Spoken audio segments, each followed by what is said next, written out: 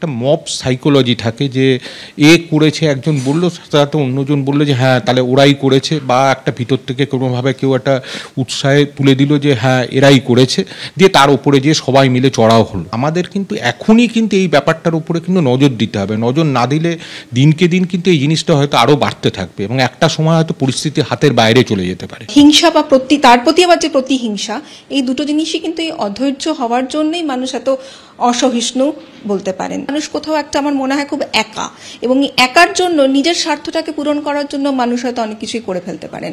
আমি কার প্রতি হিংসাটা দেখাচ্ছি 8 বছর না 6 বছর, সেটাও আমার কাছে বড় ব্যাপার নয়। আমার এটা মনে হয়েছে আমি এটা করব, সেখানে মানুষ স্বার্থপর, তাই জন্যই মানে র্যাশনালি ভাবতে পারছি না, এটাই আমার মনে হয়।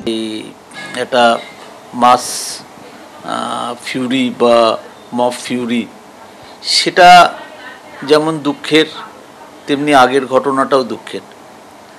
মানুষকে আরও শান্ত থাকতে হবে, ধীর স্থিরভাবে ব্যাপারগুলোকে নিয়ে চিন্তা করতে হবে। আইনের ওপরে হয়তো আস্থা রাখতে পারেনি তারা, এটা ঠিকও নয়, আইনের ওপর আস্থা রাখা উচিত। গণপিটুনির ঘটনাতেও একজনকে গ্রেফতার করেছে পুলিশ। পার্থপ্রতিম ঘোষ আমাদের প্রতিনিধি, আরো বিস্তারিত বলতে পারবেন। কি খবর রয়েছে পার্থ? গণপিটুনির ঘটনায় একজনকে গ্রেফতার করা হয়েছে। পুলিশের তরফ থেকে যে বিষয়টা জানা যাচ্ছে সেটি হচ্ছে যে বেশ কয়েকজন তারা কিন্তু এলাকা ছাড়া অবস্থায় রয়েছে। তার মধ্যে সৌম্যজিৎ বিশ্বাস ওরফে বুবাই, তাকে আজকে দুপুরবেলা নাগাদ তিনি মুর্শিদাবাদের দিকে পালিয়ে যাচ্ছেন বলে জানা যাচ্ছে এবং তাকে সেখান থেকে গ্রেফতার করেছে তেহট্ট থানার পুলিশ।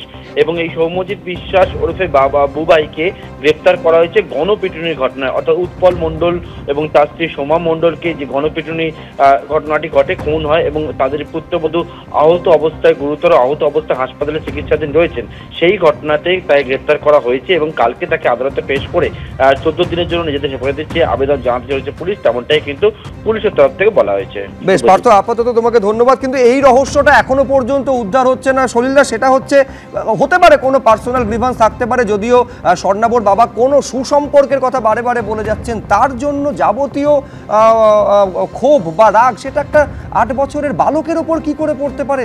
তাকে খুন করার কথা কেউ স্বপ্নেও ভাবতে পারে কিভাবে? এই রহস্যটা কিন্তু এখনো স্পষ্ট নয়।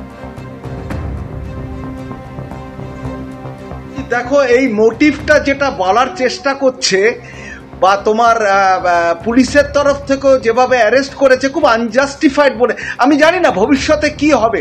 হয়তো দেখা যাবে সত্যি হয়তো এই উৎপল মণ্ডল বা তার স্ত্রী হয়তো এই ক্রিমিনাল একটা বা মার্ডারের সঙ্গে জড়িত, কিন্তু ইন অল প্রবাবিলিটি এখন পর্যন্ত যা কিছু আমাদের হাতে এভিডেন্স এসছে শুভ্রজিৎ, তাতে করে কিন্তু তার এগেনস্টে কোনো অভিযোগ প্রতিষ্ঠিত হচ্ছে না, এবং তারা যে সেই সময় ঘটনাস্থলে ছিল না এবং তারা যে কোনো রকম এর হত্যাকাণ্ডের সঙ্গে জড়িত নয় বলে এখন পর্যন্ত কিন্তু তার এগেনস্টে অ্যাডিকুয়েট কোনো এভিডেন্স নেই যে তাকে এফআইআর এর নাম রয়েছে বলে তাকে অ্যারেস্ট করতে হবে, কোর্ট থেকে তাকে হেফাজতে নিয়ে জিজ্ঞাসাবাদ করতে হবে, কোনো ম্যান্ডেটারি কিছু নেই।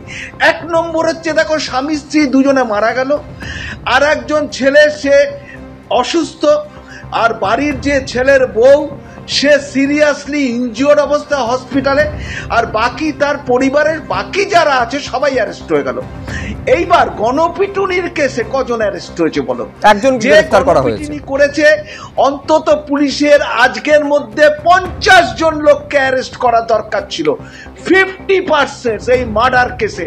এটা কিন্তু কোনো নট অ্যামাউন্টিং টু মার্ডার নয়, এটা হচ্ছে পরিকল্পিতভাবে একটা হত্যাকাণ্ড, যে হত্যাকাণ্ডে একজন মহিলা এবং একজন পুরুষ তার স্বামী তাকে তাদের নৃশংসভাবে পিটিয়ে দেওয়া, লিঞ্চ টু ডেথ, এবং সুপ্রিম কোর্ট পর্যন্ত বলেছে যে এগুলো হত্যার সমতুল্য। একেবারে